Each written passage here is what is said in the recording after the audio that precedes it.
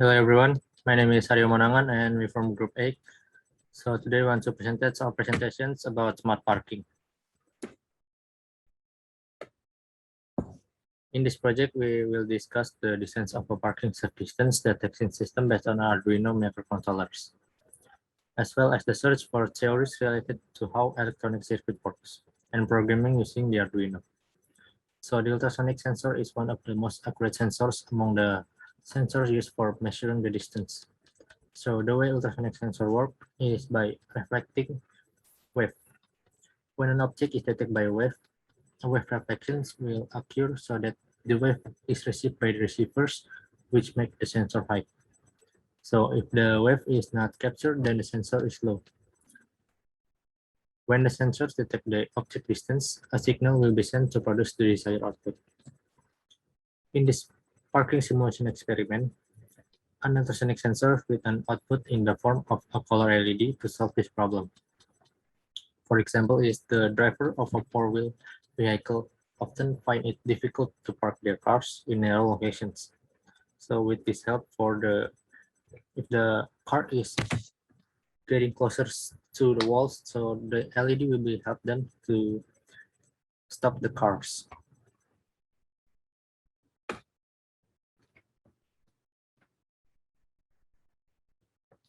This is the flowchart for the systems. So when the start, input wave reflection distance and the ultrasonic emitting wave. And the select sensor is sent a message to Arduino Uno. The red LED is on and it blinks. Next. This is the schematic design for the projects. So this is the Node MCU ESP8266, ultrasonic sensors, HCSR04, potentiometers, LED lights, jumper cables, and the breadboards. And this is all the components. Node MCU ESP8266, jumper cables, red, green, yellow, the LED, breadboard for the design of simple electronic circuits, potentiometers for adjust analog signal levels, and as input controller for our electronic circuits. And this is the sensor ultrasonics for detecting the distance to an object using sonar. And this is the resistor.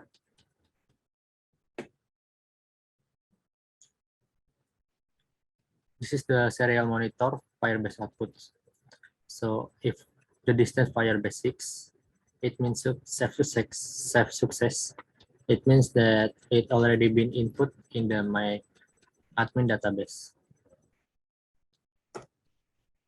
And this is the Android output. Real-time sensor smart parking, distance value 25. It means the yellow LED is on. And this is the smart parking web output. We have database in phpMyAdmin. We have the ID, distance, and the date. And for the web, we make real-time graphic sensors. And next, this is the Firebase database output. In this real-time database, if the distance show 9, that means the red LED is on. And if the distance is 25, the yellow LED is on. If the distance is 42, the green LED is on. And this is the smart parking real-time output. If the car getting closer to the walls, the LED will be on like this. And if the car is not closer to the walls or much far, the one LED will be on to show the distance. So when the tool is turned on, there will be two conditions, namely when the ultrasonic sensor detects an object in front of it by reflecting a signal wave. The signal that has been reflected back to the sensor will be sent to Arduino and automatically turns on the LED to alert the drivers that the distance will increase close to the parking area dividers. But if the sensor doesn't detect anything, then the Arduino won't send a signal and turn on the LED.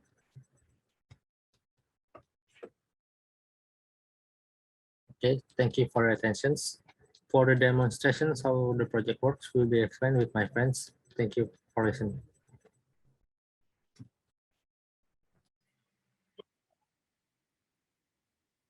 Okay, my name is Leonard Sabbathani Pasaribu. Today I will demonstrate and explain to you about our Arduino project.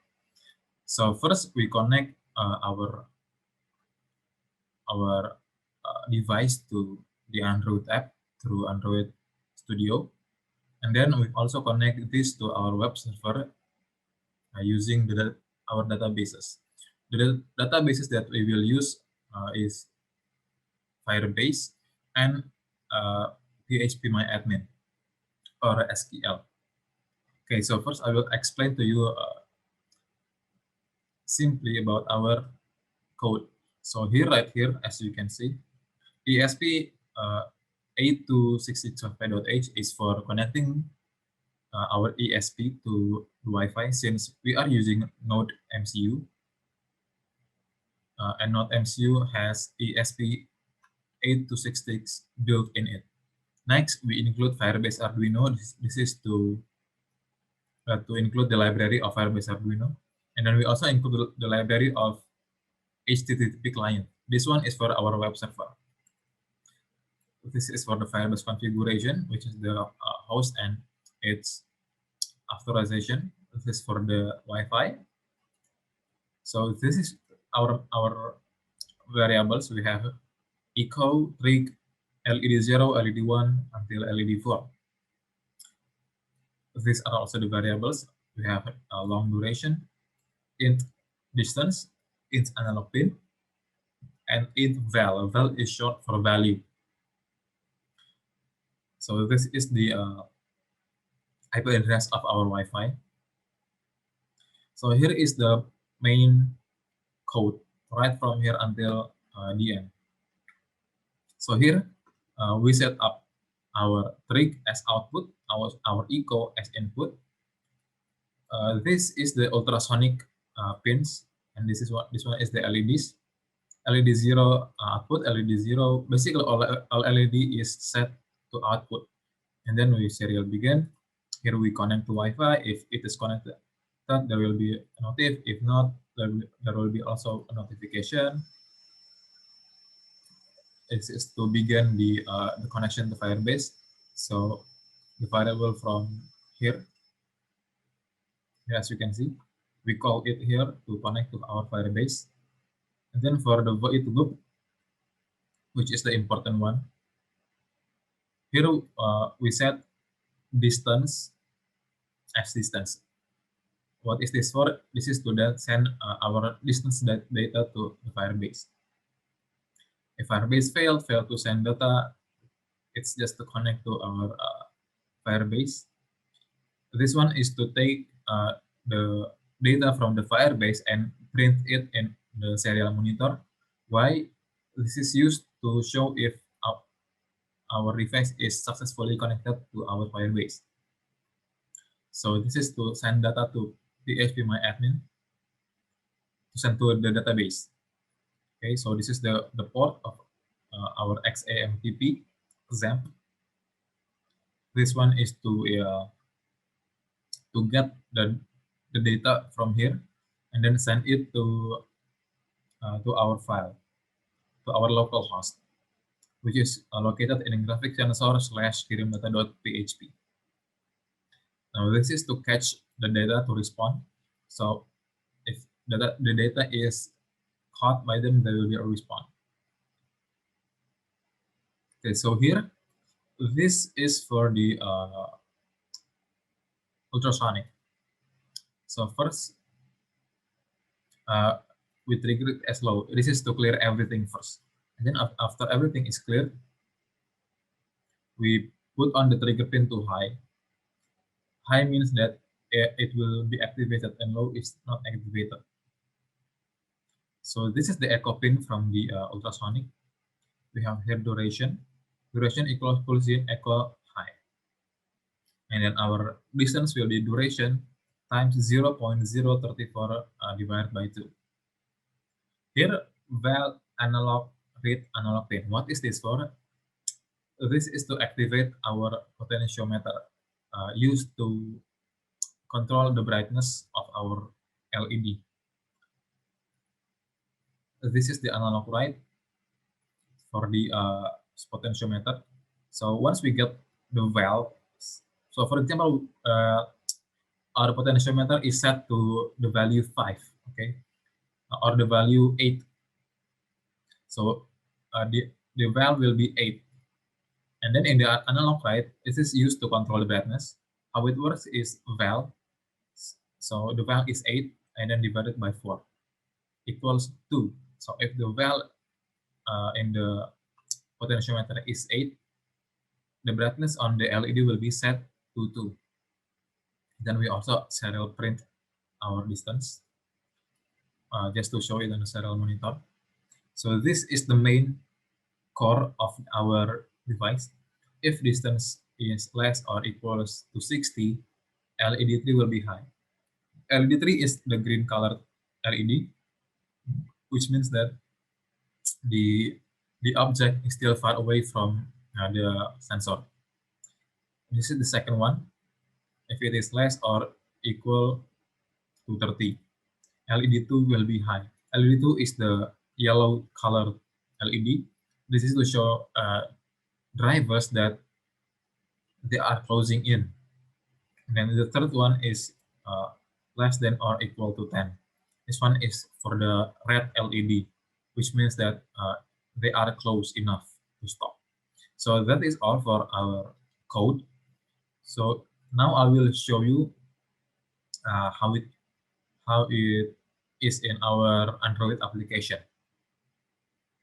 Okay, so as you can see right here, we have our real-time sensor smart parking. So I will show you now how it looks on our application. So okay. You can see right here.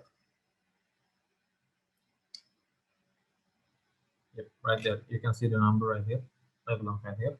I will now close the gap of the object. See, it is now to 429, and then if I go further away, it will be set to see. You can see the data changing. This means that our sensor is picking up the data, and our Arduino is sending it to our application. Okay, I will set. Okay, here you can see.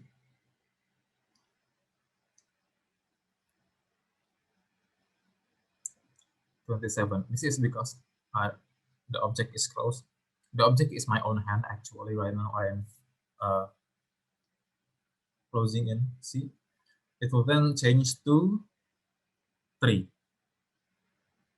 Okay, so if you take a look at our device right here. Here you can see our device. So this one right here, I don't know if you can see it, but okay, here. Okay, so currently it is picking up our laptop. So if you can see it right here, the yellow one is bright, and then because it is closer, the red LED turns on. See, the big ones on the left, on the right is our ultrasonic sensor. So if you can see that it is actually changing. So I can also set the brightness through this, but the only problem is that it won't be really seen in your camera, because well, it really won't be shown, but in real life you can see that the brightness changes. Okay, so that is how it works. Sorry for the background. Okay, I will now set the background again. Okay, so that is for our Android and our device. So I will now show you how it is seen on our server, web server. See, here you can see the graphic changing every time.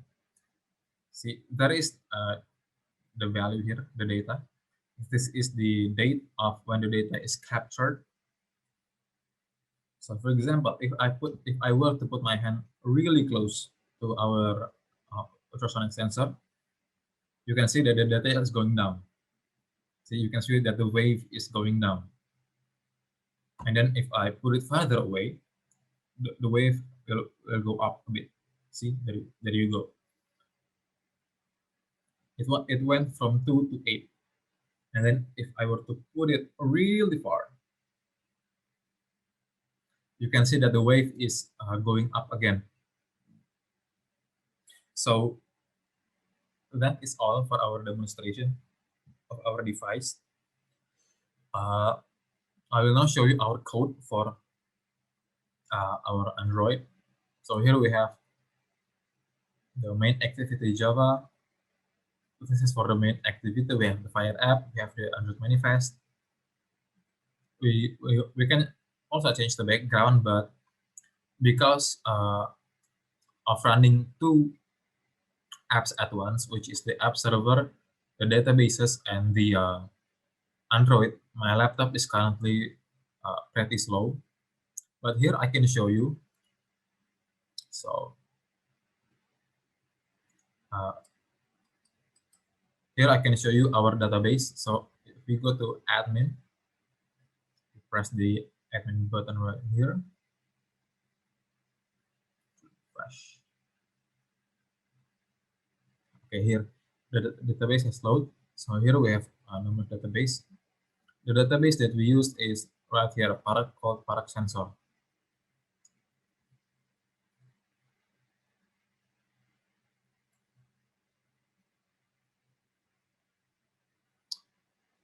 You can see that there are a lot of data in here. See, 170. Originally, I only put around 8 data just to test things out, but because of the things we did earlier, here it is edited to 25 data.